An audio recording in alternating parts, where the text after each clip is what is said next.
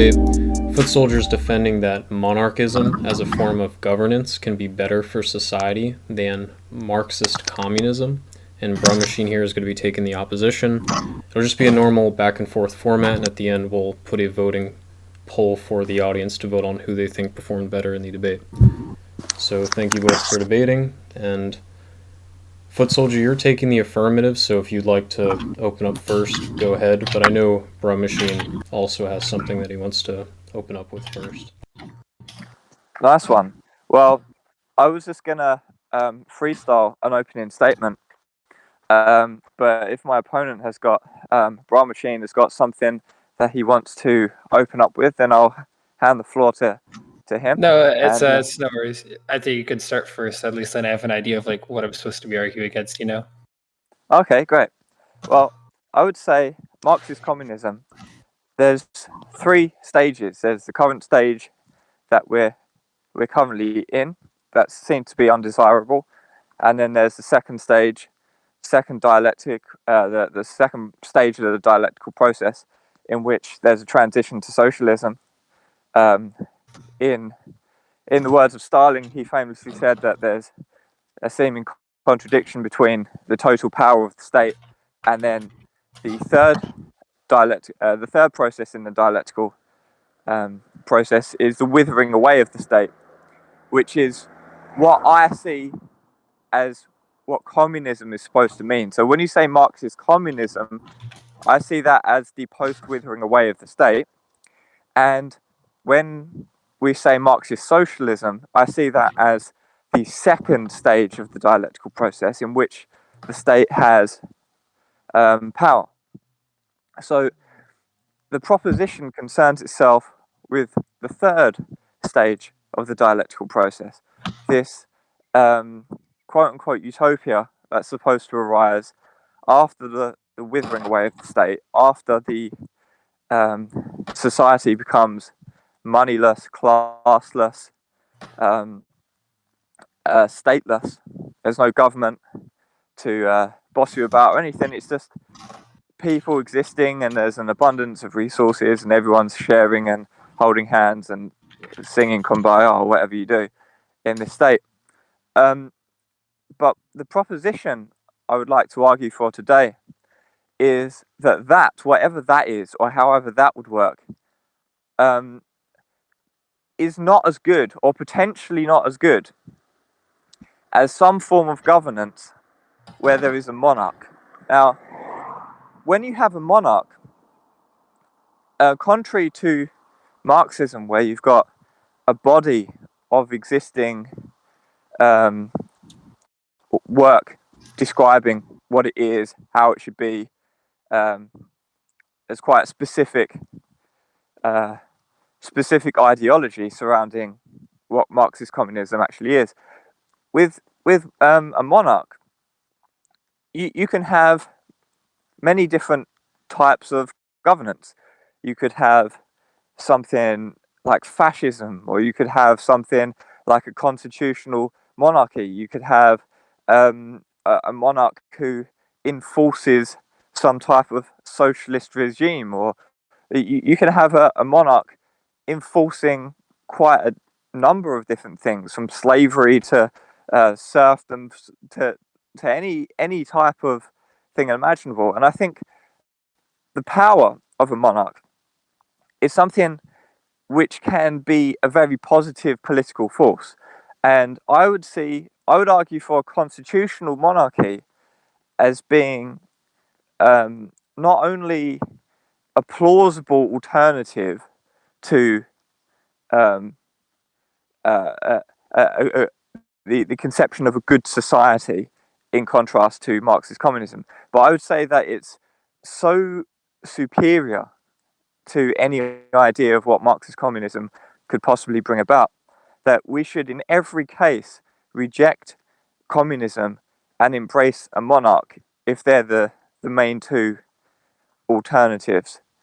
And we can get into that. I would argue that there's room for anarcho-capitalism or minarchism, but having a constitutional monarchy could bring around an extremely prosperous society, and we've seen examples of this before, and I would say that it's much more preferable to any type of Marxist communism, and that's what we'll get into in today's debate, I'm sure.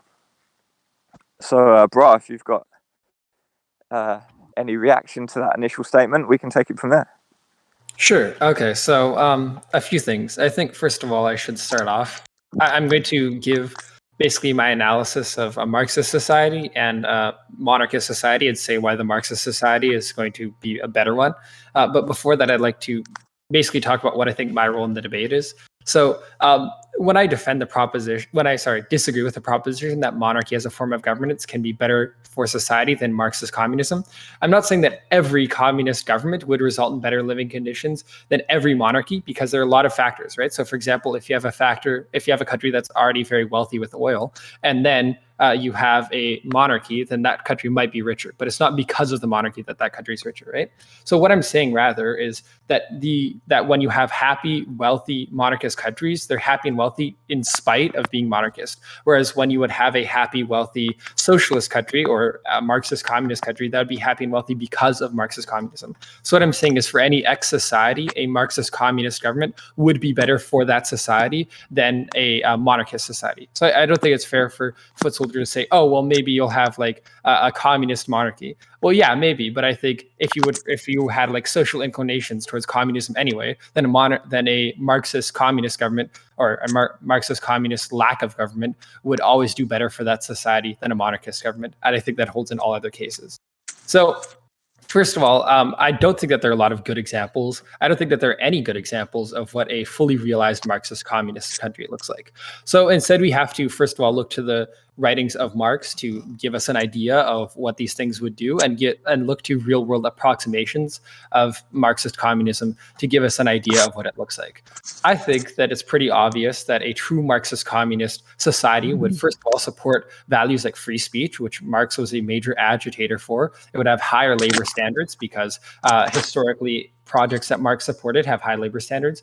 The means of production would be communally owned by the worker. Decisions would be made communally, and resources would be distributed to each person based on need. So I think that would mean that there'd be a minimum number of people going hungry, and there'd be a minimal amount of bosses doing bad things to their workers. So I can give two examples of this. First of all, we have the Paris Commune, which Marx directly praised. So obviously, this is a good example of what he was thinking. It had a largely free press, including publication of newspapers, which were actually anti the Commune. It had democratic elections in a very direct way. And it also had the creation of workers' rights, such as ending child labor in Paris. Similarly, another major example of a society that I would say is closest to the ideal of Marxist communism is Rojava, where there's lots of freedom of speech with diverse media, 3/4 of properties under worker councils, and there's lots of co-ops, and there's democratic governments. So in these societies, sure, things might not be ideal, but I think that that's more because of the situations that the governments find themselves in. Rojava being surrounded on all sides by hostile neighbors, and Paris being very small and, being invaded by the French army. These are not because of Marxist communism, obviously, they're because of other factors. On the other hand, when we talk about like how terrible monarchies are, it's pretty clear that when bad things happen in a monarchy, it's usually because of that monarchy. The fundamental problem of monarchies is that they're not designed to help people. They're not designed to help the average person. They're structurally designed to benefit only the people at the top. And that's why you almost always see policies that are meant to benefit the top people at the top disproportionately, if not only. So obviously you get the worst case scenarios like mass killing or torture with Ivan the Terrible and Caligula. But even, modern day examples, the only two absolute monarchies in the world are Saudi Arabia and Oman, with Saudi Arabia having mass terrorism trials. There was a recent one where 68 Palestinian, Jordanian, and Saudi Arabian nationals were facing trumped up charges, according to Human Rights Watch. Similarly, Oman has thousands of migrant workers who have confiscated passports with little or no protection. Oman actually specifically says that migrant workers do not deserve the same labor protections that other workers do. They also have basically no protection of freedom of speech and assembly. These are rights that I assume both Footsoldier and I would find important. So, in conclusion, I think structurally, Marxist communism is designed to have a communal vote. It's designed to have a case where decisions that are made to benefit the community. Whereas monarchism, to the extent that is actually monarchist, that a king actually rules, is going to always try to benefit the monarch. And even if we talk about cases like, I don't know, constitutionalist monarchies, these are only ever successful because there's a limitation on the degree that they are monarchies, right? The only reason is because there's a constitution. So in this case, they're less monarchist than things like Saudi Arabia, which we know has worse results. Okay, that's my opening statement. Okay, cool. Yeah, nice opening statement. And I think I can pick a few things out of that we can tackle.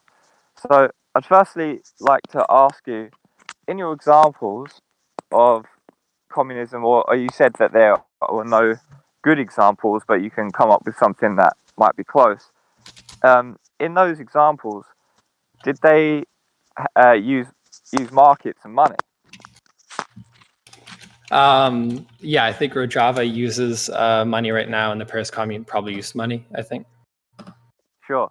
So those examples seem to be somewhat different to what Marx argues for, in that it's a moneyless and stateless and classless society.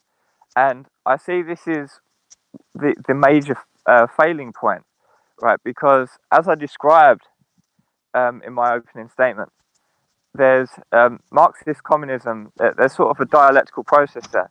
The second stage is this type of socialism, and that is maybe some of the examples that you're describing are maybe more similar to the second stage of Marxism, this socialism where we still have a market in place, but the workers own the means of production, or the state owns the means of production, or there's some sort of collective ownership of the means of production, but there's still a market structure in place.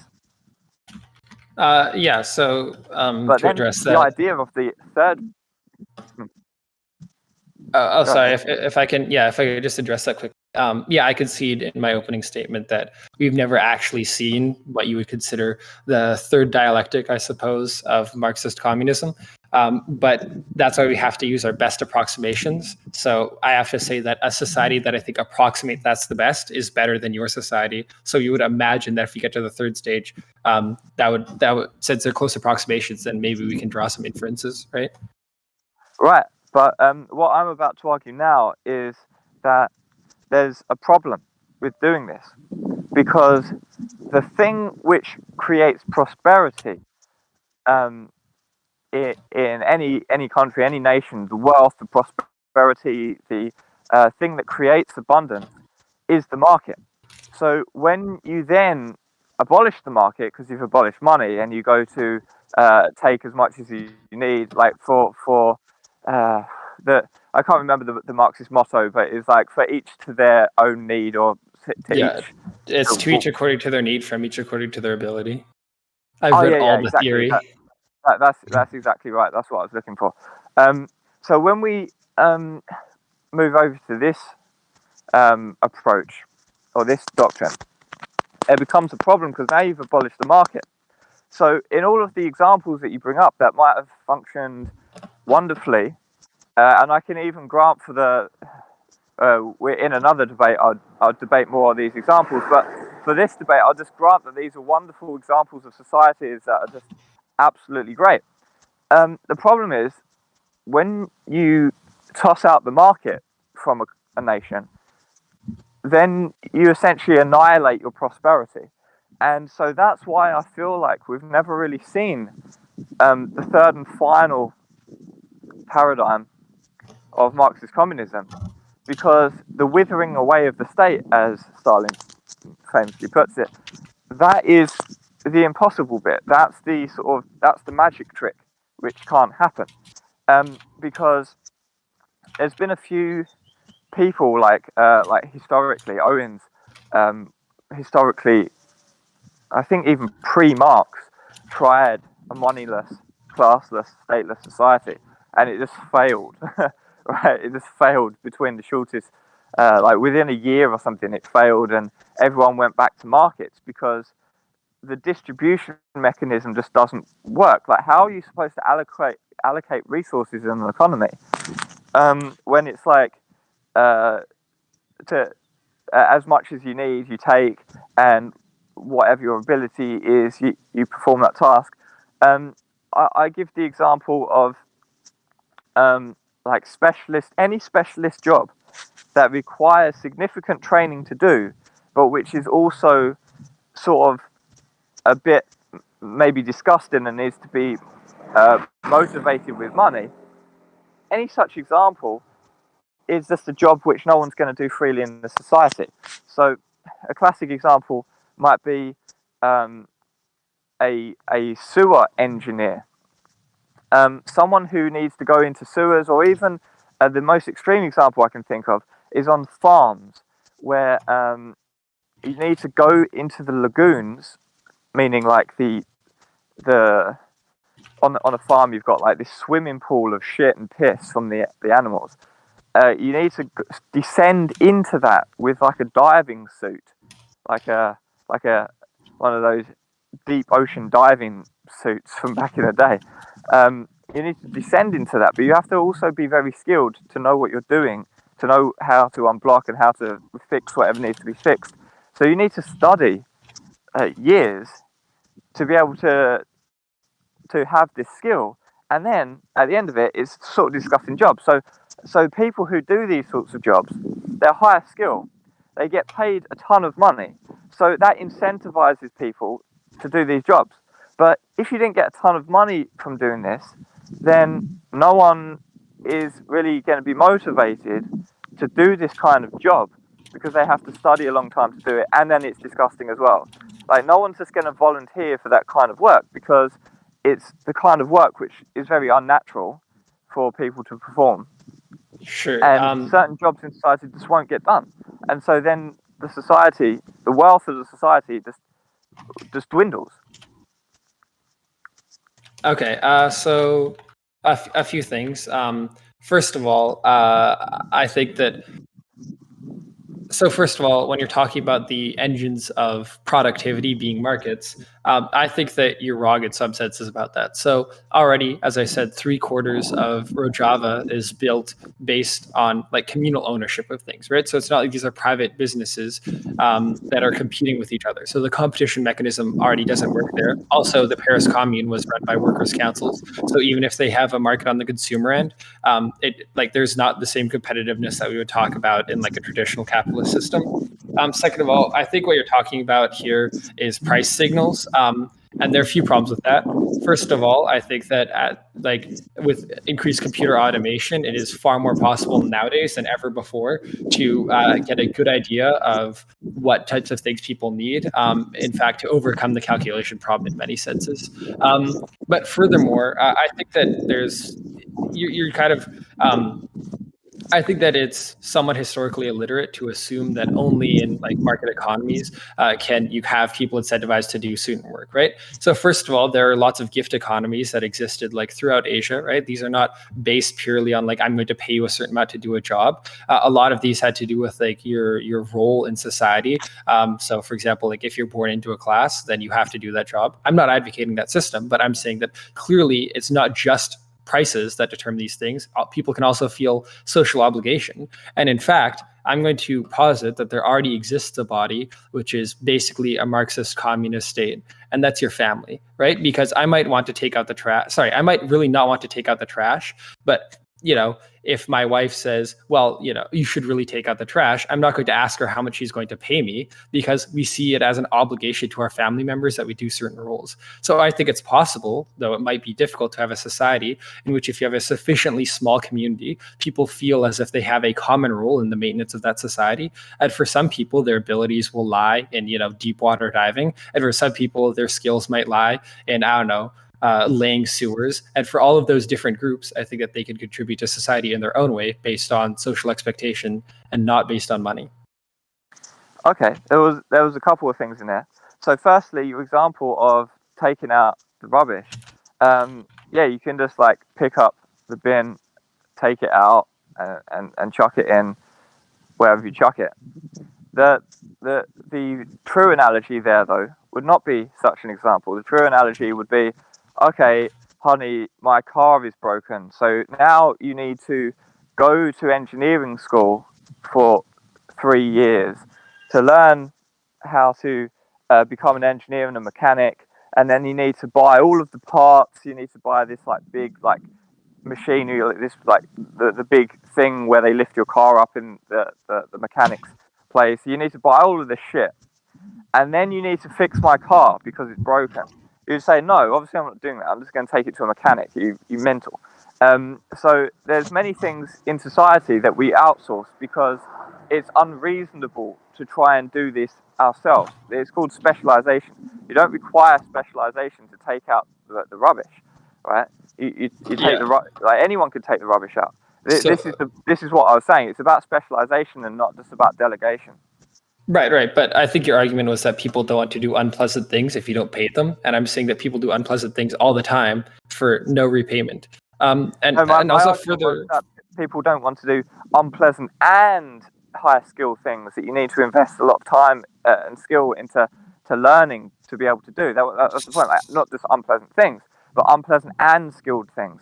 So I don't think that that's true for a few reasons. So first of all, if we just talk about like people who go out and hunt for their family, oftentimes that takes like days on end. If we're talking about like prehistoric societies, then like a lot of men would go out for like 3 days at a time and go hunting. That's a massive expenditure of resources. So if you're talking about like the issues that people don't expend resources for their family, I just don't think that's true. The specialization point, I don't understand why that matters. I mean, if we're talking about like let's say we have a family of 200 people and each like group of people could specialize in their own thing in that 200, then they're all fulfilling their like obligation to what would maybe be called the wider family without ever needing to be paid. Yeah, I find this is slightly naive, because if you look at how people act in the real world and not just in a Marxist textbook or something, in the real world, yeah, if someone's hungry, then they're going to go out and try and get food, and then people develop techniques to hunt and stuff like this, and they pass that down through generations, and people pass down through generations the methods to make clothes and these types of things, because everyone needs clothes. But when you've got a whole bunch of people living in a village, for example, and let's say they use somewhere as a dumping ground to get rid of all their rubbish because they can't, they don't have a better solution, because they don't have any sort of like advanced waste disposal engineering graduates in their village. They just dump it all in a pile at the other side of town. When that becomes a problem, everyone will just be like, yeah, but I don't know what to do with it. Like, people don't have the skills, because these aren't skills that have been passed down through the generation and that everyone needs on a daily basis. Everyone needs food on a daily basis. Everyone needs clothes on a daily basis. Everyone needs shelter on a daily basis. So these subsistence farming type things are already sort of assumed to be in place for a large amount of people.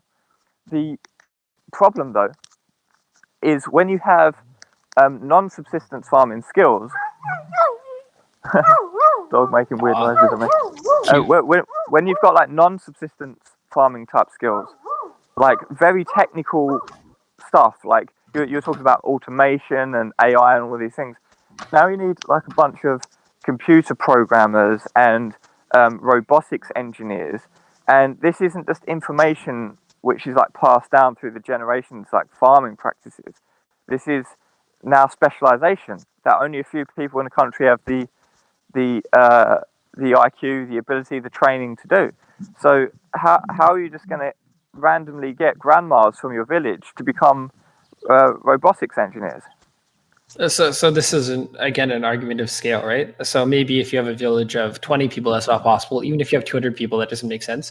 But if you have people identifying to a much larger extent with the wider society, then you could still have people who have an aptitude for like brain surgery go into brain surgery because they think that that's the best way of like serving the people around them.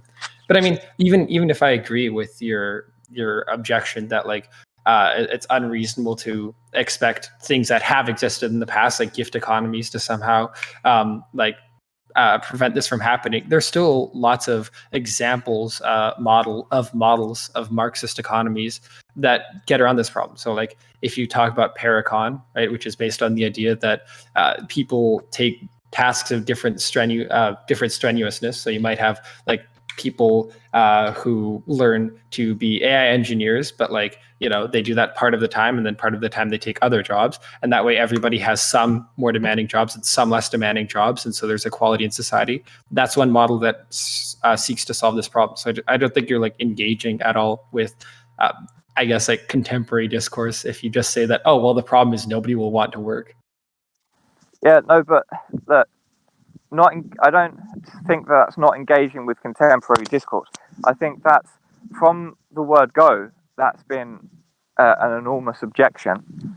The motivation issue is like it's like the most enormous objection with the whole thing. And just to hand wave it by saying, oh yeah, but that's not engaging with the contemporary literature. Well, I don't need to talk about the contemporary literature because that's been a problem from the start, and as far as I've seen, it hasn't been solved. And when I give you these more difficult problems, all you can say is, oh yeah, but people will just like want to work for the good of society, blah blah blah. But this is the opposite of what we see in reality, because the reason why people tend to favour the reason why people huge dogs just run out at me from wow, house. The reason why if you get attacked, is that a forfeit? Do I automatically win the debate? Yeah, the reason why we tend to see. Oh yeah, no, my concentration's got this like huge dog is following me now. They just like open their gate to get their car out, and now I've got this huge.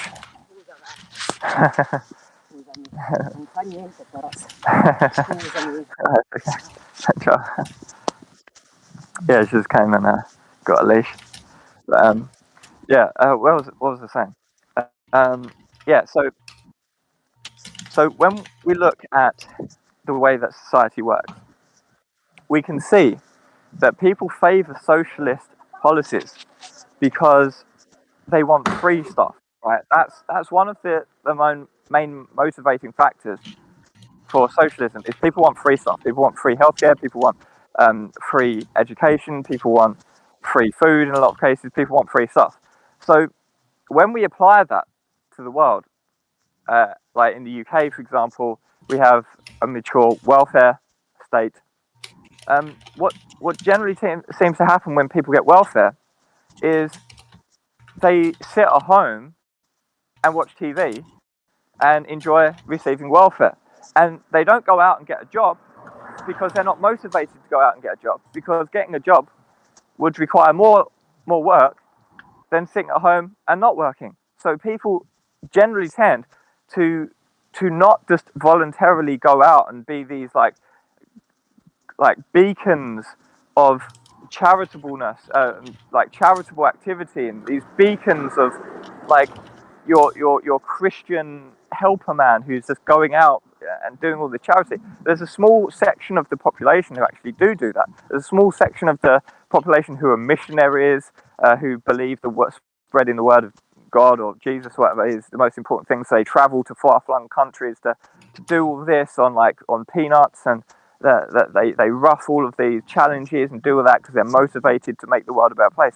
Sure, there are these type of people, but the vast majority of the people in society aren't these type of people. We can just see that the perverse incentive offered by welfare is that when you get welfare, well, then people no longer work. That's like well known. That's the well-known effect of welfare, is that it incentivizes unemployment, because it even incentivizes career motherhood. Can I? Yeah, if I can jump in there. So I think you said a lot. I just want to try to address the things that you said. So first of all, you said that again, we keep going back to this claim that people just don't want to specialize. Doctors and lawyers work all the time pro bono, right? This is something, if they're specific civil rights cases that people find important, they'll work pro bono because they actually care about the thing. Second of all, I think that if people are all expected to contribute to society somehow, right, in a Marxist society, lots of people would prefer to work as a doctor and a lawyer. I think if you ask most doctor and lawyers, would you prefer to work as a doctor or lawyer, or would you prefer to like lay bricks? They would say they'd prefer to work as what they work as. So if everybody's expected to get some job, then it's reasonable that people who have an affinity for things like law or things like people that have an affinity for things like law and medicine would go into that anyway. Lastly, it's just not true. You said that like people who get welfare work less. I just posted a study about UBI in California. To quote the article, among the key findings outlined in the 25-page white paper, that the cash reduced the month-to-month income fluctuations that households face, increased recipients' full-time employment by 12 percentage points, and decreased their measurable feelings of anxiety and depression. So, yeah, we actually have more employment. We have more people going to work because they're actually given the opportunities to like get a car, to like get a presentable suit, to go get a job. So again, this is just like not empirically true. I don't think that it's the case that people who get welfare work less. Okay, yeah, so two main things there. Firstly, pro bono work. I do pro bono work all the time. And the reason why I do this is because it raises the chance of repeat customers. If you do something for free, or you reach out and help someone, or go the extra mile, which you're not getting paid for, then it's likely that that customer will come back, that customer will recommend you, that will work with you in future, and you make more money in the long run. All this is a time preference thing. If you've got a lower time preference, you don't mind spending time now to get more money later. That's the general pattern of how people have upwards mobility in society. That's a well studied economic fact. It's just deductively true. And so pro bono work is just explained by time preference. It doesn't explain motivation though, because when you look at people who are working in the market, you say, "Oh, this lawyer is working in the market. He's doing pro bono work because he just loves to do it from the kindness of his heart." No, he's doing it for his career, so he can get recommendations, so he can become a better lawyer, so he can get more experience, so he can get more practice. If you look at mature lawyers at like the end of their careers who like playing golf and are about to retire and spend time with their family, they're not just like, "Oh yeah, let me spend 6 more hours with my clients so I can just like see my family less and play golf less." Of course not. It's mostly seen in younger lawyers who want to further their career, and the motivation comes from the market. The motivation comes from the careers. If you abolish money, you abolish the market, you don't have the career motivation. All you have is the motivation from society. Now you say, okay, well, I can answer the motivation from society by pasting this study about UBI, but the problem is it suffers the same fallacy. So if you apply UBI under market conditions in a pilot program where the people know that they're not going to get free money forever, right? Under these conditions, these highly artificial conditions, then the people are going to be like, "Oh yeah, that's awesome. Now I can get ahead in life. I'm going to use this opportunity. This is like winning the lottery, and I'm going to make something of my life before the money runs out and the pilot program ends." Like, these kind of studies are the most fallacious, myopic studies that I can possibly imagine. Like, I just don't see any value from them at all, because essentially what you're saying is that I'm going to give you an opportunity to get ahead in life. Do you want to take it, or do you want to do you want to mess it up? And of course, people are going to say, I want to take the opportunity, of course. But somehow the findings from that are supposed to justify the motivation under communism, and they obviously just do not. Like, because if they did, then we wouldn't see what we see in the UK or even in America, at which it's literally seen as preferable to stay at home and receive welfare than it is to go out and get a job. Even if you can get more money from, why do you want to work 40 hours a week to get $100 more when you can get $100 less and not work any days a week at all, not work any hours at all? Okay, so a few reasons for this. First of all, I think people want to feel fulfilled, right? And a huge portion of fulfillment comes from having like a successful career, feeling that you've contributed to the world. Second of all, okay, you don't like that specific study that I posted. Luckily, I have a study from I think MIT that says, quote, targeted that we reanalyzed data from 7 randomized controlled trials of government-run cash transfers in 6 developing countries throughout the world that find no systematic evidence that cash transfer programs discourage work. Again, if this suffers from the same criticism, I just disagree with you. I think that probably these people in pilot programs think that if it works well, then it'll become like general law. I don't know why you would like assume that that's the case. I feel that's kind of a weird criticism. And then last of all, I think that you're doing something very wrong here, which is you're naturalizing the current paradigm. So again, even if I agree that nowadays under capitalism, people work for money, I think that it's fallacious for you to jump from that fact to then, oh, look, that means that people must work for money, obviously.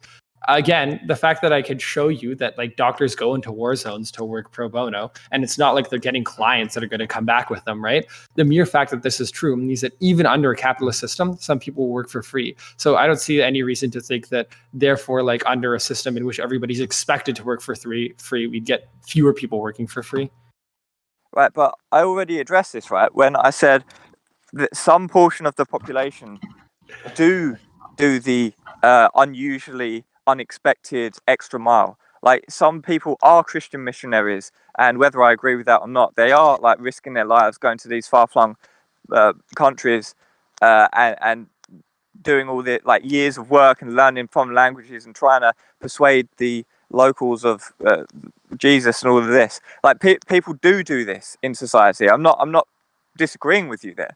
I'm disagreeing on the prevalence, on the prevalence of this happening in society. I think that the percentage of the people who do this are the outliers. They're not the majority of people. That's why welfare is such a perverse incentive to work.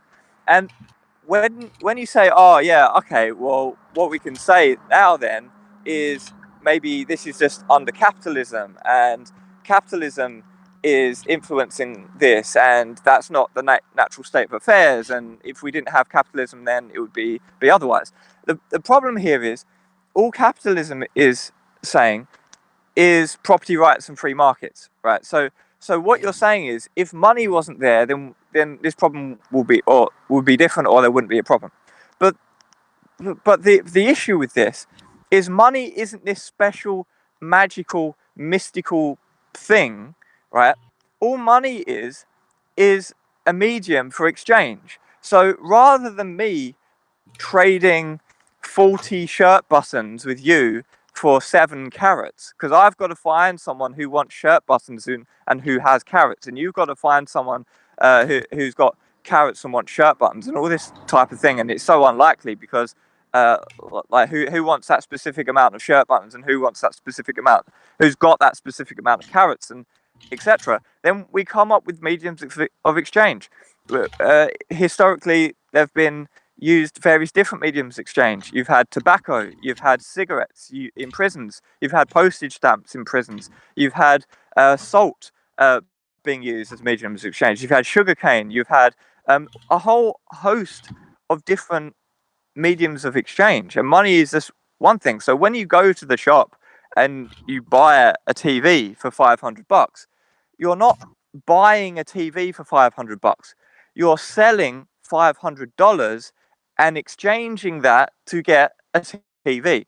So anytime you buy something, you're actually selling as well. So we can just say, okay, well, let's get rid of money. So we can still have a market condition without money. We just use some other means of exchange.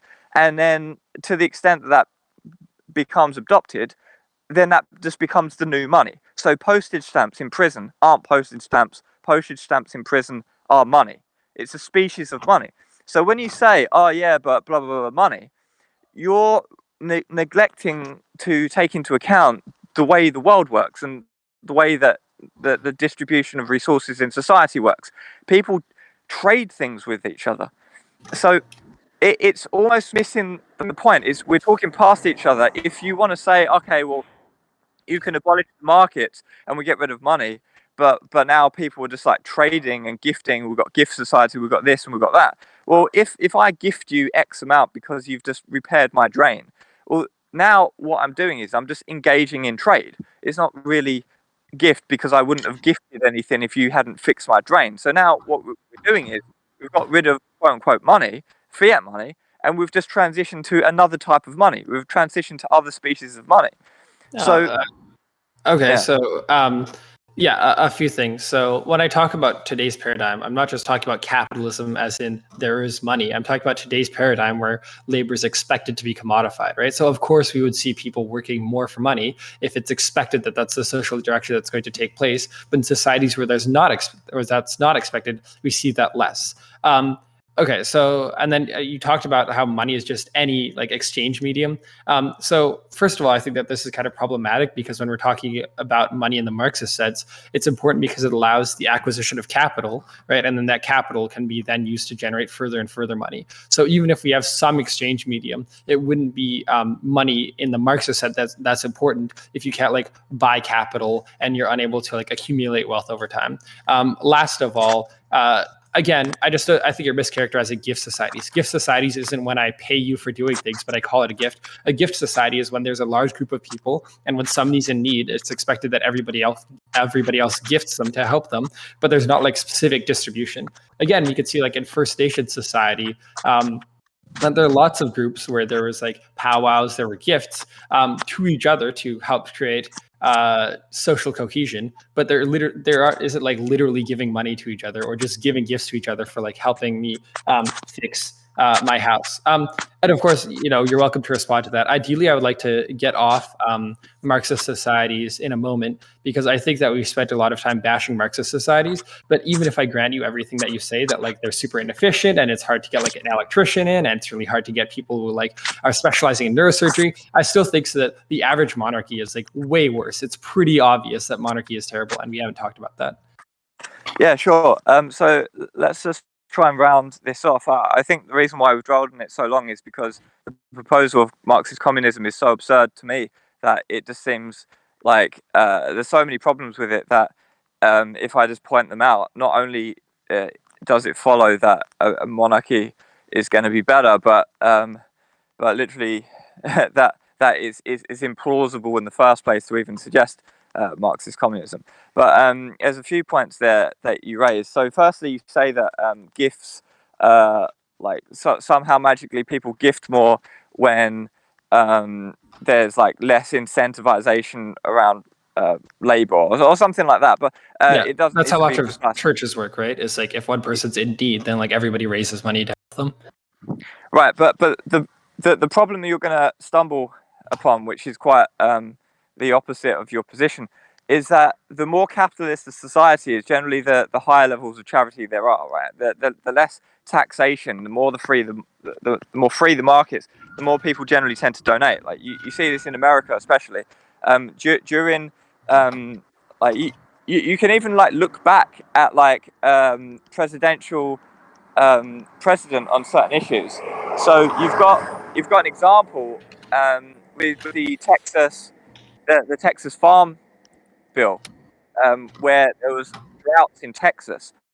This was about 100 years ago. No, slightly more than about 150 years ago. There were droughts in Texas, and they wanted to bail these farmers out. And the president at the time, what was his name? Was it Grover? Was it Cleveland? Yeah. He said, no, we will not use government money to bail this out. That's contrary to the nature of the Constitution. We're Americans. That's anti-American. We will not. And he was even a Democrat, right? It was like, we will not bail the Texas farmers out. But then he made his own private contribution to the Texas farmers, and a whole bunch of people made private contributions. And they raised about 10 times more money for the Texas farmers than was initially proposed under the socialist regime. So we see the more capitalist the country, the more willing people are to help out their neighbors because they have the wealth, they have the prosperity to do so. When you rob people of their prosperity, their wealth, by either through socialist like higher taxing or whatever, or just abolish money in markets completely, and everyone goes back to subsistence farming, and they're just expected, some people just expected in society to be neurosurgeons, through no incentivization mechanism other than like pure like charity or something. Then what you do is you've robbed everyone of their wealth, and they're not in a position to be able to redistribute that wealth through charity. So you can just like look at a whole bunch of societies. Like you can look at Venezuela and the locals in Venezuela, and this isn't Marxist communism, it's Marxist socialism, but the people in Venezuela had such levels of poverty that not only did they not really have that much money to buy anything because their money was just hyperinflated, and they couldn't really buy stuff at the shops. There wasn't even stuff at the shops to buy. So what they had to do was go into the local prison, which had been the local prison got. There's many examples of this, in fact, but in Venezuela, the prison inmates like overthrew the prison guards in a whole bunch of prisons, and the prison guards retreated to the perimeter walls of the prisons, and inside they formed a hierarchical type of like a weird hierarchical type of anarcho-capitalism. And within the prison, they actually started to prosper, so much more than their surrounding communist society or socialist society, that people, the locals, started going into the prison to buy goods because they couldn't buy the goods at the local stores. That's how extreme the economic advantage is from having markets rather than having like a more socialist structure. Um, that prison inmates are liable to do a better job economically than the local government. So so we just see so many times that when the more capitalist the society, the more they're in a position to be charitable. The more socialist the society, the more people end up like in North Korea starving to death, literally just like dead bodies on the side of the street. And the only thing that you can say as a counter to the distribution problem is all people will just perform all of this highly skilled work that they need to train for years to be able to do, and do all of these really difficult, challenging jobs. Some of them are discussing. They will just do all of this out of the kindness of their hearts, and people just specialize and do this all day long, every day, out of the kindness of their own hearts. And as we see with the perverse incentive of welfare, that's just not the case, man. It's just not reality. Okay, so two things. Well, actually, multiple things. So first of all, I don't like that you're like appealing to the more socialist a society is, the worse it is, when I just gave you two examples of societies at the very beginning of the debate that are very successful in my eyes, despite their circumstances, and that I think are the closest to socialism we get. So obviously, I think that disproves your point. Second of all, obviously, so Venezuela has a market. I don't know where you're getting the idea that Venezuela is an example of like a non-market society. The mere fact that you said that there was hyperinflation means that obviously there's still money in the society. Clearly, it doesn't represent whatever you think socialist ideals are. In fact, even at the peak of the welfare state in Venezuela, there was a smaller portion of the economy that was part of the government than France. Okay, so if Venezuela's socialist, that I guess France is just like, it's literally the USSR. Lastly, and I do want to move on quickly, but I'm really glad that you admit that when people are left to their own devices, they tend to give more, they tend to be more generous. And so when there's not like being exploited, when they're not major groups, whether that be a government or corporation that's dominating them, they tend to give more money. So I agree with you. And that's why I think that in a gift society where everybody decides on things collaboratively, there would actually, that's more likely.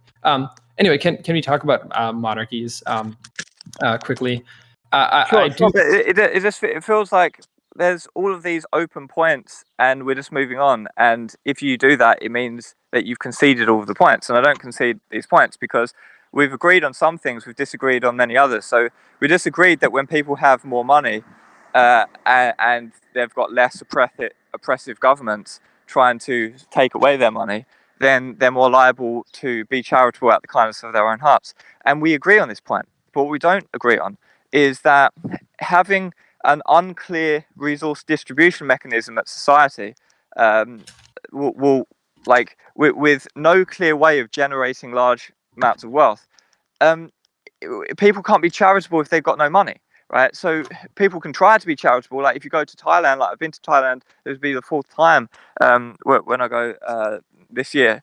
So I've got like first hand experience of seeing this type of things. You'll see very poor people like give you like maybe like a coconut, or give you like, they'll be like, oh, foreigner, like that's cool to see you here, like we don't see many foreigners around here, have a banana or something like that. Let's take a banana. And they're extremely poor people, they don't want any money in exchange, right? So we do see this type of stuff, but that's not That's wealth, crazy. giving someone a banana, right? That's not wealth. Uh, yeah, that yeah. that's So, they can't uh, really do much. They can't do much in the world. They can just give me a banana, which is very charitable and kind of them, and I respect that highly, and it's like really nice. But that's not wealth. They have no wealth to give. yeah. So again, I think first of all, there are First Nation societies where like the chief of the society would host a powwow and give away substantial amounts of things like jewelry and gold. So gift societies do work, even if there's material abundance in some sectors of society. But I would like to move on, not because I think, either you or I are conceding all of these points. I think it's because we've gone over most of the objections that we have. And I think that we're not going to make much of headway. And I think it'd be unfair for, us to leave off the debate without talking about how terrible monarchies are. Is that fair? We can do that, but then I guess like you'll just have to concede that there's no motivation for wealth generation in a communist society. No, I don't think I need to concede that, because I think that we've both given lots of responses on that. And I think that everybody in the audience has a good idea of where we both stand on that. Right, but I feel like where we've got with this is I've given you a whole bunch of problems. You've tried to give me answers, but they haven't really 100% addressed my problems. And then we're just like, now, oh, let's move on. And Well, okay, we I can do disagree that, that but they haven't addressed your problems. I think they have addressed your problems, and then you've relied on basically assuming that whatever the status quo is now is always going to be the case to justify your stance. But again, I guess then you just concede all of the problems I have with monarchy, right? Because I raised them at the beginning of the debate, but you still haven't addressed them. So I guess you concede those. we haven't got onto them yet. But I'm trying to Okay. do one thing at a time. So Well, I so mean, I raised them at the just to wrap beginning, up. so Okay, so my point that I brought up about um, the specialization. So not just like discussing jobs, and not just specialized jobs, but discussing specialized jobs, like jobs that people have to train for 5 years, and then they're undesirable to do. Very few people want to do them.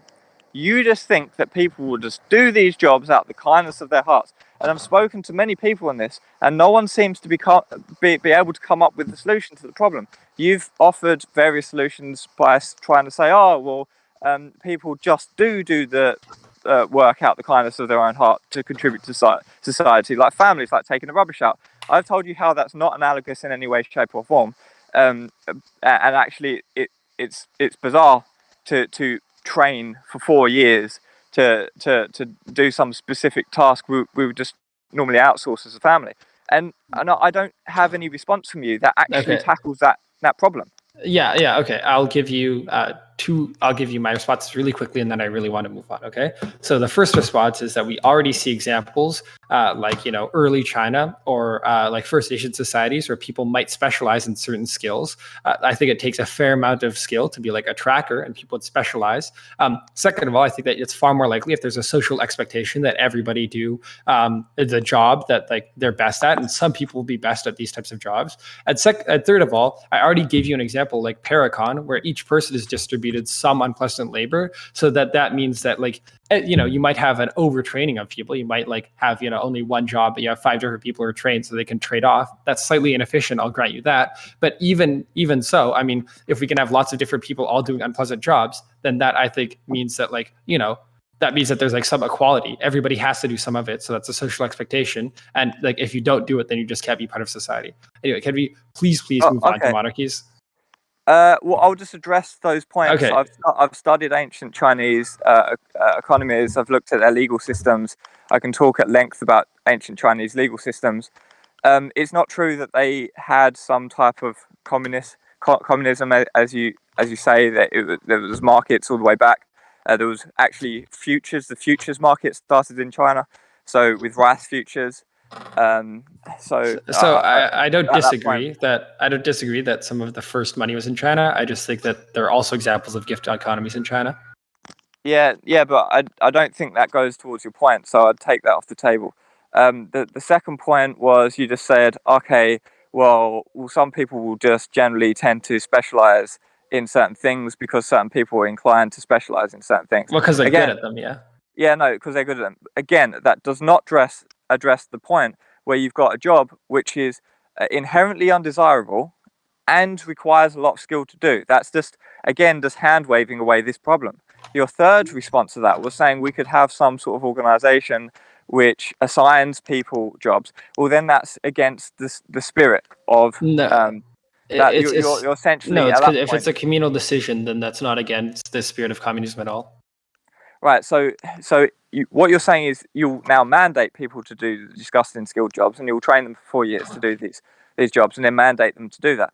Okay, well now that's authoritarian. So that's not anarcho communism at all, right? That's you. I think again, I don't want to keep going back and forth on this, but I do think you've misrepresented my case there. My case is that everybody in society is expected to do some unpleasant jobs, and then we like rank all the different unpleasant jobs, and everybody has to do some of them, and then you get to choose what type of unpleasant job that you want. Okay, I don't think you it's have to do 4 years of training. You have to do 4 years of training to do X unpleasant job. So you're going to train someone who doesn't want to do a job for 4 years, who's got no incentive to do a job, doesn't want to do a job, and then just so he can do it like once, or that you can do it all the time. Like normally these people do the job all the time because it's so costly, and if you've disagreed, it's so inefficient and costly to train people. So it's you inefficient. Specialize in one thing and then do that thing.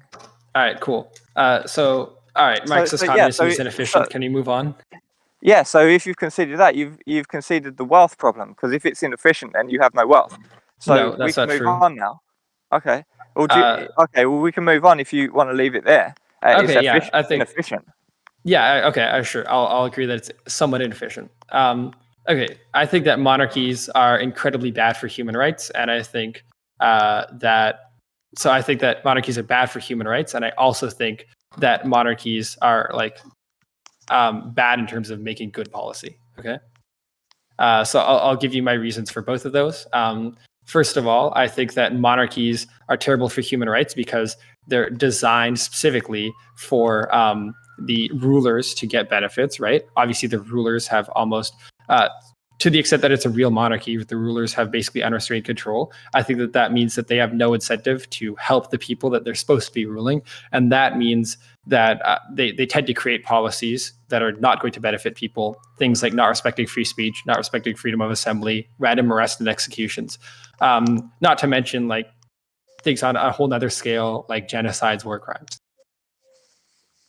Okay.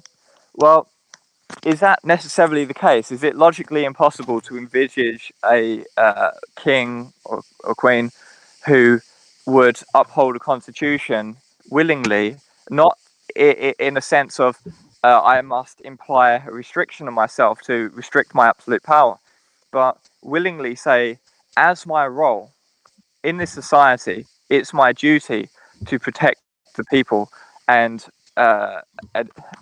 try and make this constitution make the people prosper, and we're going to stick to this constitution, and I as the monarch enforce this constitution. Do you think that's logically impossible? Well, I mean, first of all, it's pretty base that you think that sometimes people just do things out of like social obligation and not because but second of all, I do think that it's logically impossible that you have a monarchy that. So again, this comes to my second point, which is that I think they're structurally set up not to have the monarch be able to make good policy. So another reason for this is that there's not like good checks and reviews. So in a modern democracy, you have lots of different members of parliament coming together. You have lots of different population centers represented. And then as a result, even if, this is workers' councils, we'll have all of the different workers come together. And I think that even a ruler who's trying to just doesn't have the same access to like peer reviews, checks of policies, doesn't often have access to the same amount of consolidation of like a lot of different viewpoints that a modern democracy does. And then also, I guess it's theoretically possible that a monarch decides that like they only want to do what's good for society. But I think that that's basically so unlikely that it's not worthy of consideration because of the fact that they might do some good things, but when push comes to shove, they're always going to prioritize their family. Okay, so if we have a king which is not assigned by birthright, this king is assigned king from a job opening to be king. That's not a monarchy. That's just a dictatorship. Yeah, no, but a monarchy is just that someone who is a king. Like, it doesn't have to be divine birthright. What's the difference between a monarchy and a dictatorship? The difference between monarchy and a dictatorship is that one has a king and the other has a politician with absolute power who generally exploits the people. Monarchy just means that there's a king or a queen. That's what a monarch is. So they're functionally the exact same, but one's called a dictator and one's called a king, right? Is that what you're saying? Well, a form of government with a monarch at the head is like a monarch is a king or queen. Yeah, but what's the difference between a king and a queen? A king/queen and a dictator? Like a dictator, a dictator can also be a monarch in certain, like, you can say that there's like some dictatorship. Like, dictatorship just implies authoritarianism. Like a monarch is just a sovereign head of state, especially a king, queen, or emperor. Like, it doesn't say that you have to be elected by birthright. Like, an emperor, like, these people don't have to necessarily be have to imply that they've been given the right by God. Like, it's not 100% necessary. Like, mostly historically they have said it's my birthright, etc. But it's not like, as far as I'm aware, unless you can come up with some sort of like reason for why that has to be logically the case, maybe I can concede. Like, if you supply me with like some rigid definition that I just am not aware of. Sure. Okay. I'm not sure what's like defined on the internet. I guess I could check like Merriam-Webster, but I would say that probably the most reasonable view of a monarch is a system in which power is inherited primarily through birthright. Now, obviously, not all monarchs are created by birthright. Some of them like lead revolutions. Some of them create assassinations. But the assumption under that system is that things are through birthright. So even if I gain power, like by assassinating the king, I might be the king. But the reason it's still a monarchy is because I expect that my son or daughter is going to continue to rule the country, right?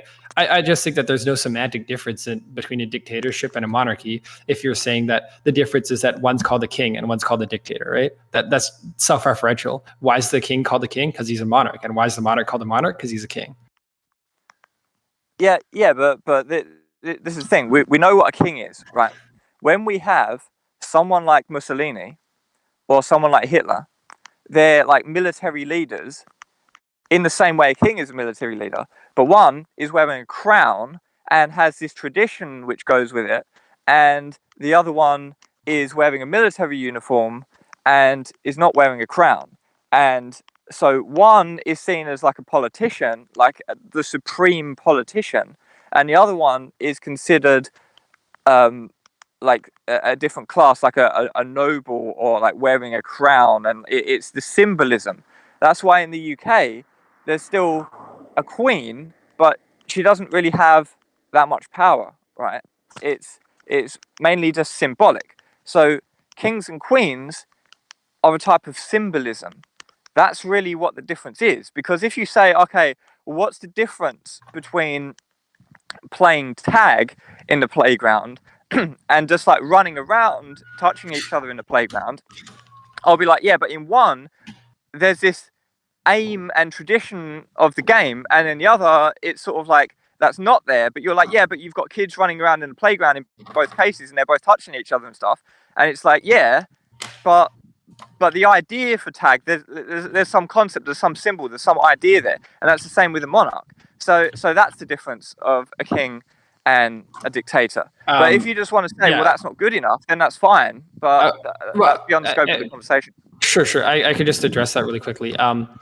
I'm pretty sure that most dictators hold military marches. Those are probably symbolic. Bashar al-Assad is putting his face on Syrian currency, so that's probably symbolism. I don't know if you think Bashar al-Assad is a king now, but no, it is symbolism as well, but it's a different type of symbolism. One is a monarch symbolism, a king. I'm a king, and the other one is I'm the political leader. They're both symbol positions. It's not like Right. Mussolini literally has the power in his hands of the Italian army or something. Like it's not literally like of course it's all symbolic, but they're different types of symbols because Okay. you look at a chessboard. You've got a bishop and you've got a king and you've got a queen and you've got the different chess pieces, and you say, okay, what's the difference between a rook and a king? They're both wooden pieces on a chessboard that move. I'm like, yeah, but they've got different.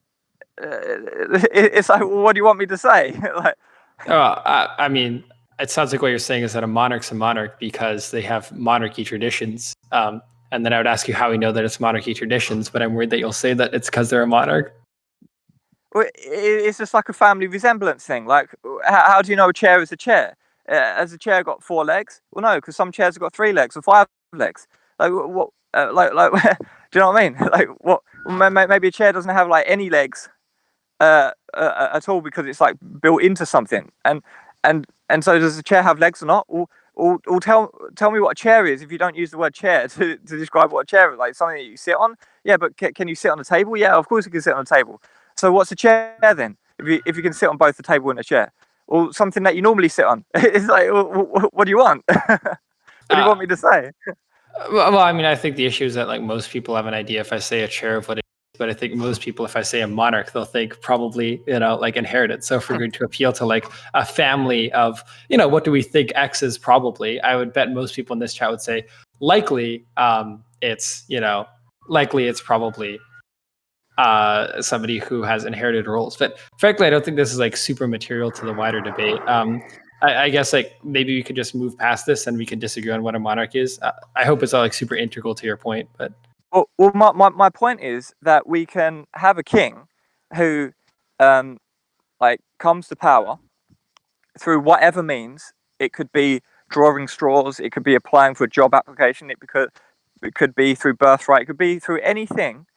And once the monarch comes to power, they have a constitution which they want to uphold. That's the job position, is upholding this constitution. You have absolute power in as far as you uphold the constitution, and that's what the job is. The second they don't uphold the constitution, then they can be assassinated, they can be like executed, they can be removed, they can be a coup, because there can be an evidence that this person is no longer following the constitution. It could happen using blockchain technology, having like an eternal constitution on the blockchain which can never be altered, and then smart contracts to demonstrate failure, or some sort of technological solution, or it could just be a basic solution, having like a printed out copy, like a hand scribed copy of the constitution in every town hall.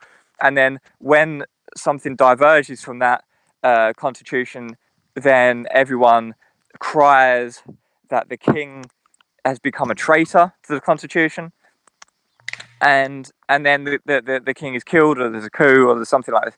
And so in this state of affairs, we can have essentially an anarcho-capitalist economy with lower taxation, higher amounts of wealth, higher quality of service. Like if we look at even first world countries like the UK, we look at health service in the UK, for example, it's pretty bad compared to what you can get privately in less developed countries. Like if I want to get an operation, I'd rather go private and pay money in Thailand than not pay money and get it like quote unquote for free in the UK. Firstly, I probably wouldn't get an appointment for about a year. And secondly, the quality of service I'm going to get is probably going to be better in Thailand. Or I'd rather go to Thailand and like a less rich country and pay privately than get it on the National Health Service in the UK. So we can see that if we have a market economy providing private services to anyone who wants them, and then anyone who is disabled or can't look after themselves, the monarch can just designate some amount of funds. Maybe there's a 1% flat tax or some nominal amount of taxation, which is everyone is completely fine with, or there's some charity structure set up by the king to take care Okay. of the disabled people in society, then Maybe I could there's just no reason. Yeah, go ahead. maybe I could just jump in here because, frankly, I don't want to debate any of this. I've had a little weird that the debate resolution says that you should defend monarchism, but it sounds like you jumped right into defending being an ANCAP.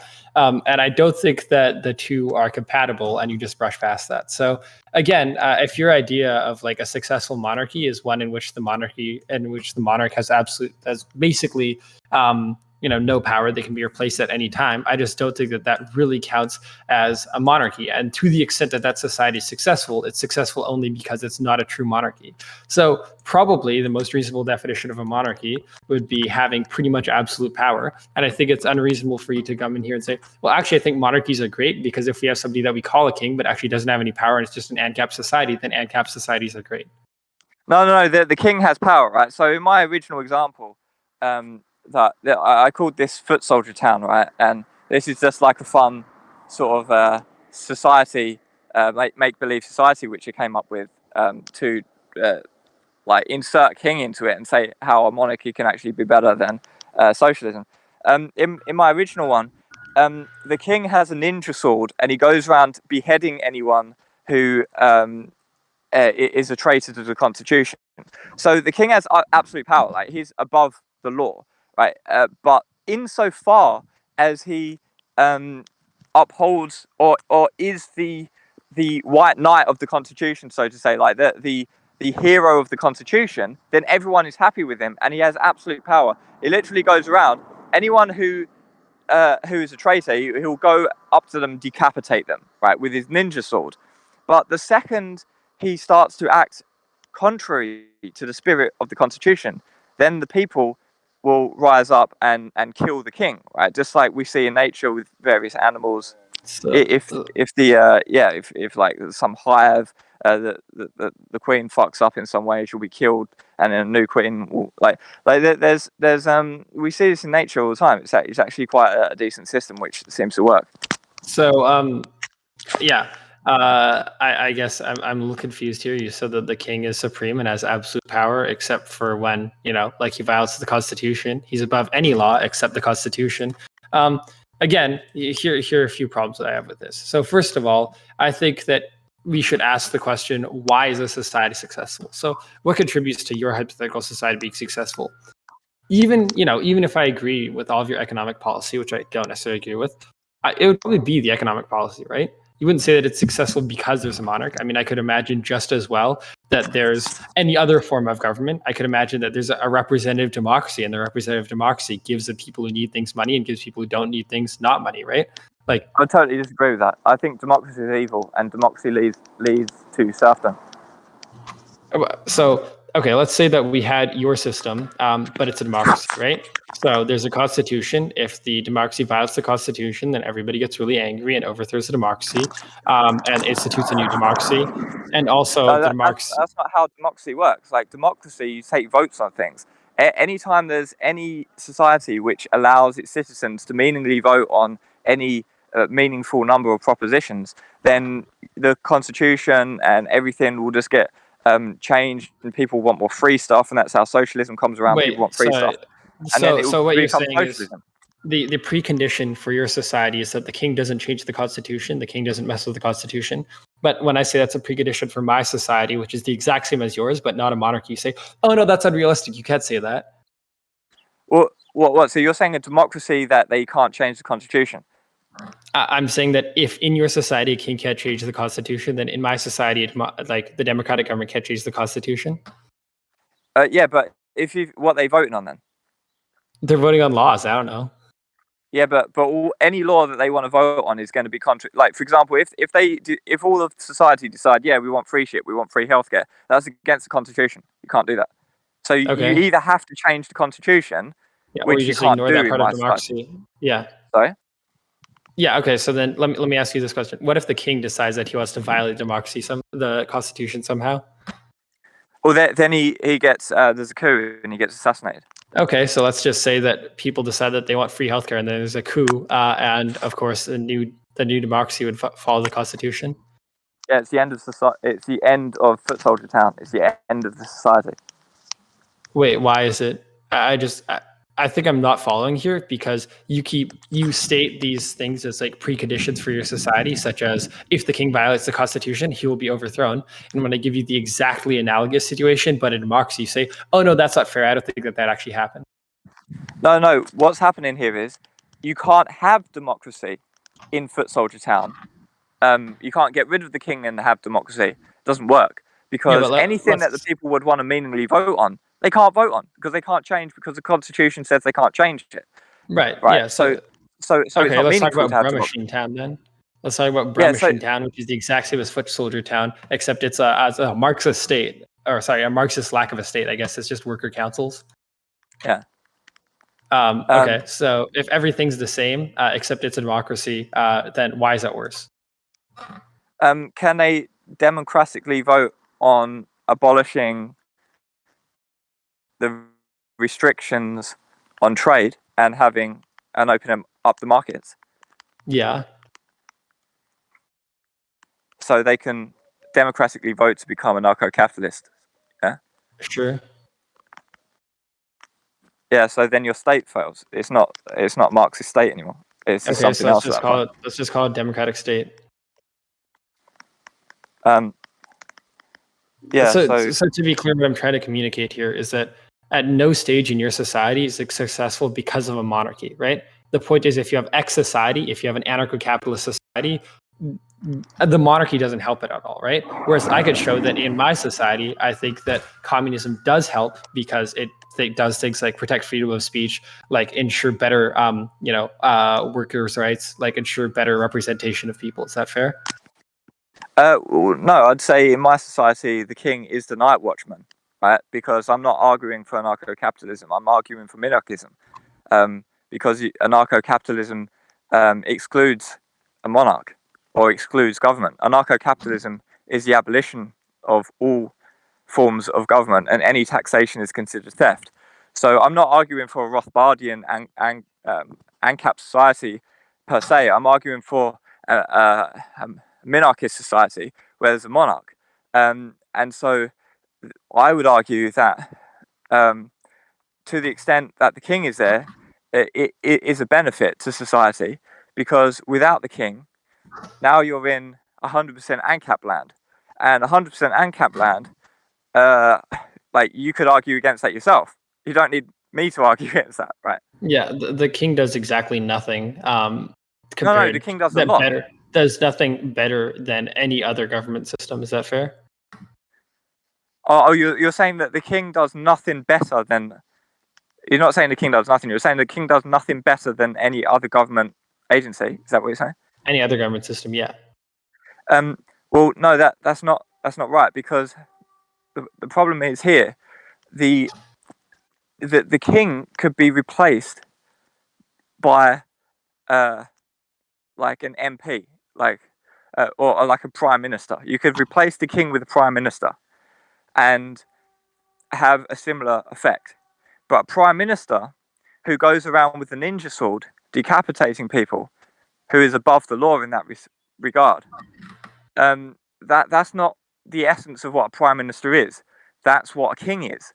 So if you're saying I can come up with a prime minister that does the same thing as your king, well, by doing that, you seem to be coming up with the idea of a king and not the idea of a prime minister. Oh, sorry. I thought a prime minister was, a king was when there's ceremony. So I guess if it's decapitated without ceremony, then it's not a king.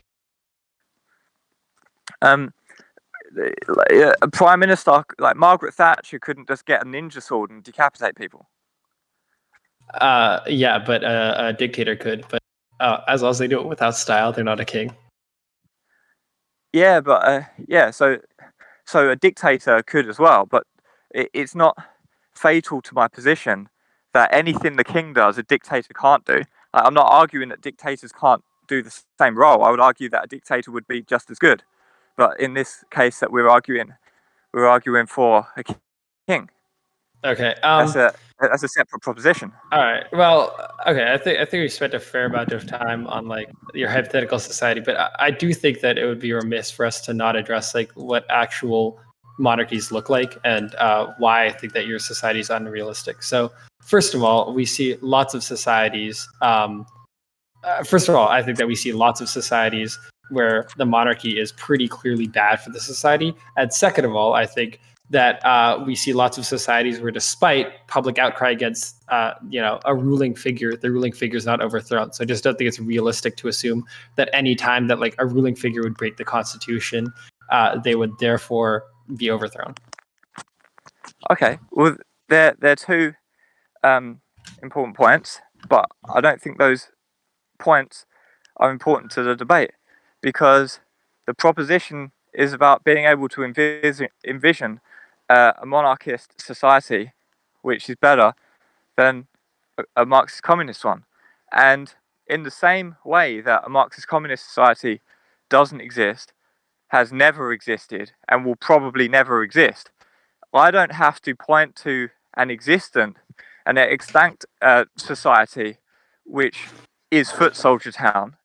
I just need to paint you a coherent picture of Footsoldier Town that you can agree is coherent and superior. Oh, okay. Sorry, I didn't realize that this was a game of just hypotheticals. I don't know why we argued for like an hour over how.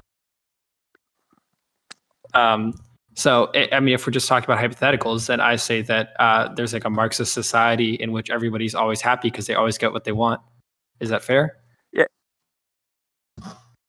No, because I've spent the first portion of the debate arguing how it would be a dystopia.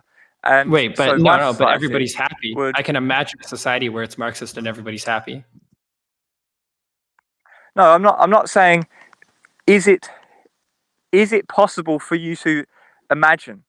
That's not what I'm asking really. What I'm saying is that I have given you a perfectly coherent example of a society with a king which is superior.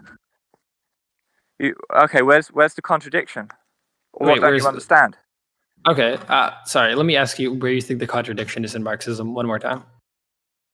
So the contradiction is that it is around motivation.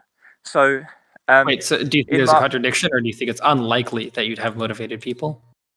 There's a performative contradiction in the fact that your society presupposes motivation for its functioning, yet we can demonstrate that that motivation is not present, is lacking.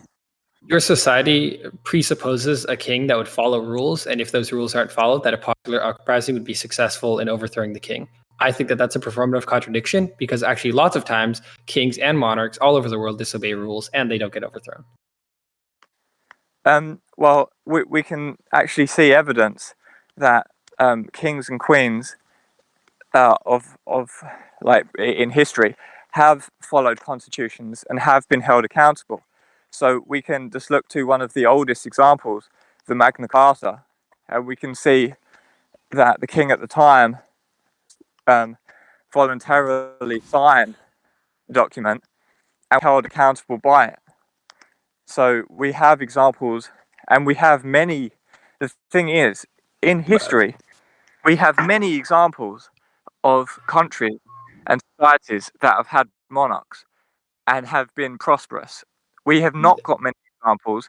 In fact, we have precisely 0 examples of societies that have been Marxist communist and have been prosperous. In fact, so of Marxist communist societies, let alone ones that have been prosperous. Okay, so you keep, again, I think that you keep defaulting. You want like the perfect Marxist communist society, but then when it comes to monarchy, you'll say like, oh, it's like a monarchy if like, there's some constitutional bounds, and even the king probably has absolute power. They might not actually, because they might be overthrown. Like, I think that you're playing with the definition way too much in one case, but in the other one, you insist on a super strict definition.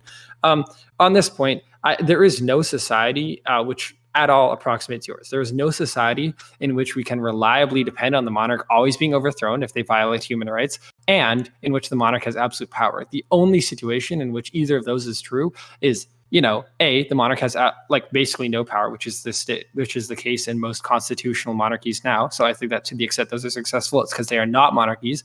Or the king has absolute power, in which case we see like human rights destruction all over the world, like in Saudi Arabia, like in Oman, like, Caligula, like I've raised before. Well, firstly, we have King John, who signed the Magna Carta, and at the time there was a type of capitalistic society. So we have historic examples of it, and then after we have Henry III, and then after Henry III, we have like a whole like we can go and have a history lesson if you like, but we have many examples of monarchs with constitutions under capitalism where there was a society prospering that got so successful and so prosperous that they were able to wage wars in other countries. I'm not like defending wars or saying that wars are good, but they were so prosperous that they were able to go to war, conquer other nations, and the British Empire was it was this tiny island that took over about half the world, and it was so prosperous under this system. And there's a huge historical precedent for the type of system that I'm arguing for, not in the perfection, but the type of thing that I'm arguing for. Whereas you have not got a single example of your system working. The only examples you can come up with are a couple of fringe examples, but when it's been tried on a large scale, if you look at any country that have tried Marxist communism on a large scale, you'll see that they get stuck at the second stage, the socialist stage, and then the state gets absolute power and everything gets corrupt, and it all they go into hyperinflation, or they kill millions of people like Mao, or they kill people starve in Ukraine and in the Soviet Union, and all of these horrible, in Venezuela and Cuba, all of these horrible human rights violations and everything. That's the closest thing that you have. The closest thing that I have are actual historical examples of wealth and prosperity, and the exact thing that I'm arguing for in a rudimentary way actually being the case. Okay, so a few problems. First of all, again, I just don't think that Mao and the of Marxist socialism, because Marx clearly wanted things like democracy. He clearly wanted things like freedom of speech. So it's pretty clear that those societies aren't good approximations. The better one I've provided to you are pretty impressive given their circumstances. Also, again, I keep reiterating this claim. Like, I guess if you want to define anytime there's a monarchy as like, I could show you that there's Canada, which is a better society than, I don't know, like the USSR. Therefore, it's possible that a monarchy can be better. I just think that the reason these societies are successful is never because there's a monarchy. In short, the claim that I came into the debate defending, and that I'm going to defend it till the end of the debate, is that for any given society with any given system, Marxist communism is going to be better than monarchism. So I don't think that it's true that you could say that, look how great Canada is, look how great the UK are, because the only reason those are successful is because there's a limited monarchy. In short, just taking the monarchy out would actually make the society better, and you haven't given me any reason to believe that the monarchy actually makes things better. Okay, so let's take Footsoldier Town and take the monarchy away. Now we have lawlessness, we have no justice, we have no courts, we have no police force, we have no military. Everything's gone to pot. The whole society falls apart. And then so how is it better if you take the monarchy out? Okay, so again, I think that this thought experiment is extremely unconvincing, because you're saying, let's assume there's a place in which monarchy is great. Now, boom, monarchy is great. Haven't I shown you something great? You know, I can prove the exact opposite with socialism, right? I could say, let's assume that there's a Marxist communist society, and let's assume that when we take away the Marxist communist organization, that everything goes to hell. Then obviously, isn't Marxist communism great? No, that's just clearly not the case, because I keep showing you that anytime there's a successful society, the society has not been successful because of the ruler, or rather they would have been more successful with like another political system that is better. Well, that just contradicts like all of history. Like, How does that contradict? So historically, I'm going to explain. So historically, societies have been largely based around monarchies, and authoritarian figures with inherited birthright, and these types of things. So generally, what happens is when you overthrow the king, chaos ensues, and or a new king comes and takes over. Like historically, that's what you do. You try and take out the king and take over the society. That's historically what's happened. But when we see historically, when you try and move towards communism, then people die and suffer. Like that's what we've seen in every attempt at Marxist communism. that is on a large scale. Yeah. Okay. So I keep giving you these two, and you keep ignoring them, and I feel like you're No, not they're listening to. fringe examples. I can give you more fringe examples. I can talk about Robert Owen, who I actually mentioned early in the debate, who came up with his utopian socialist society, and it fell apart I think within a year, and then everyone just like went back to the prevailing external society. I guess you could raise that example. The point that I keep trying to make here is that I think that if you just smoothly transitioned any country between monarchism, right, like actual monarchism, not where there's like, a democracy actually running the government, but actual monarchism, and then you smoothly transition that immediately to, another system, the other system would almost always be better. And you're just not giving me any reason to believe that. You keep saying, oh, well, there have been successful monarchies. Yeah, but if we look at like the economic development of the West, what does that coincide with? Almost always a democratization, right? That's not mystery. It's because in large part, Western liberal democracy is always more successful than monarchies. So you can't take credit. You can't like say that the monarchy was great because it produced that, because clearly it is not the causal factor. No, look. So you're trying to get me to argue for something that I'm not here to argue for. So I'm interested in arguing that a society with a monarch can be better than a society with communism.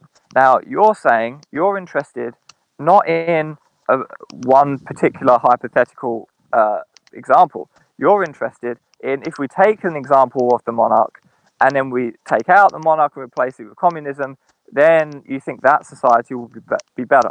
Now, I've given you an example of a hypothetical because you're unable to provide any real-world examples of Marxist communism. You can only provide examples of Marxist socialism.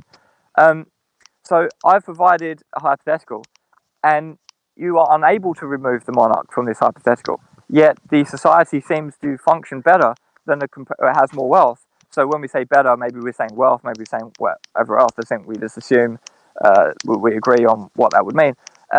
So you've been unable to demonstrate how we can remove the king from our society and not have it fall apart, or how it would constitute an improvement.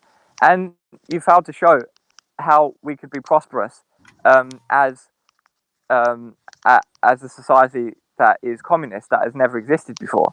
And I've given you examples. Like, do you want me to give you examples of how capitalism creates wealth? I don't think we need examples of that. You're not defending capitalism. I am, because the monarch is the person who ensures capitalism takes place. That's the point of the monarch. Without the monarch, you could have anything you want. Anything goes. It's anarchism. You can have communism. You can have the monarch is the person who is the authoritarian figure who imposes capitalism on its people and denies any alternative. Okay. I think probably we're just going in circles again. So I'll make some points, and then I think I'll make my closing statements, and we can let the people in the audience decide. Okay. So first of all, I think that you keep. I didn't realize we were coming into this debate talking about what a hypothetical society either case would look like. You keep presupposing things like your society would be great because the monarchy would be overthrown if they ever do anything bad. I can presuppose the exact same thing in terms of communism, right? I could presuppose that everybody's happy because everybody has their material needs met. But I think what would be a better faith interpretation is looking at what the most real world approximations of each of our models are and how those fare. And I gave you what I think are the most reasonable real world interpretations of Marxist communism. Again, not like the USSR, not like Mao, because those clearly aren't good faith interpretations of what it's actually like. So in both of those cases, I think they have done extraordinarily well, despite bad circumstances. On the other hand, I could talk to you about monarchies, which are extraordinarily wealthy because they've lucked into oil supplies, like Saudi Arabia and like Oman. But because they're a monarchy, there's a huge amount of lack of freedom of speech, lack of civil liberties. So I think, in conclusion, I'd like to say that, first of all, both of our hypotheticals are equally hypothetical. I don't think that wins either debate. I think rather we should look at the closest approximations.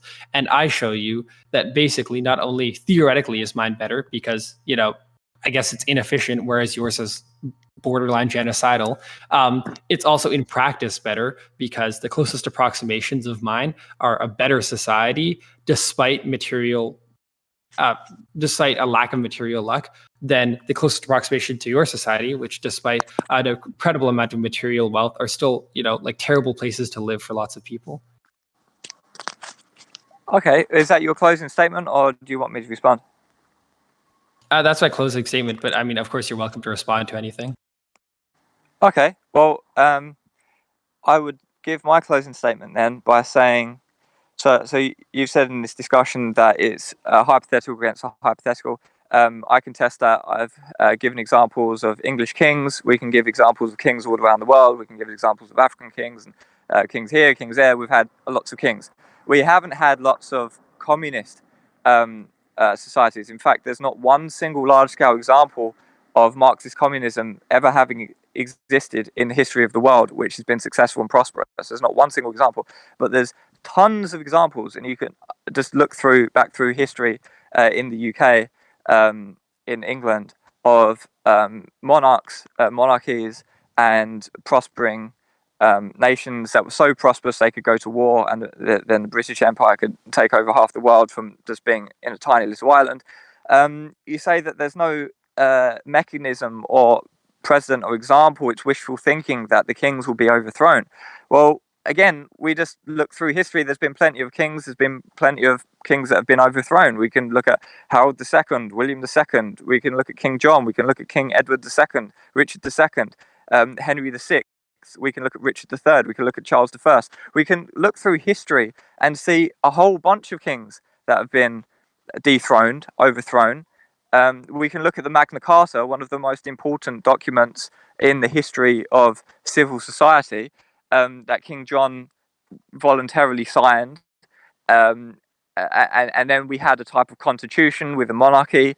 I've given you a perfectly coherent example of a foot soldier town with a monarch who has absolute power, and where a mechanism exists to replace this king if he goes against the constitution, but he has every motivation to not do that because he values his own life and he enjoys going around decapitating traitors. I've given you a perfectly coherent example of that with a very strong night watchman state, capitalist, laissez-faire society with a minimal flat tax that everyone's happy with. There's huge amounts of wealth and prosperity. We see that with American capitalism. When you have low or no tax and you have capitalism, you have prosperity.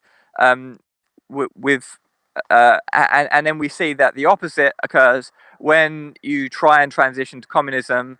I accept and grant and agree with Bruh that there are no examples of communism having transitioned to the third stage in the dialectical process of Marxist communism. There are no examples because everyone gets stuck on the second example, which the examples unfortunately are things that he doesn't like Mao, the Soviet Union, and Venezuela and Cuba and all these countries where like millions and millions and millions of people starved to death or just were impoverished before reaching that final third state. So if there's no examples, you can't transition to this third and final paradigm in the dialectical process of Marxist communism. You can't transition to it because it's all gone wrong every time it's been tried. Then I don't even understand how we can coherently arrive at it in the first place. But I have presented a coherent account of the monarchy that I would support. And I've given plenty of historic examples, mainly around the UK, but we can talk about any other nation. And so, yeah, I've got a coherent account of wealth and prosperity under a monarchy. There's not a coherent account of communism, Marxist communism, because we can't even arrive there. And even if we would arrive there, there's a whole bunch of problems like the performative contradiction of motivation, which we spent about an hour talking about. So, yeah, I guess that's my closing statement.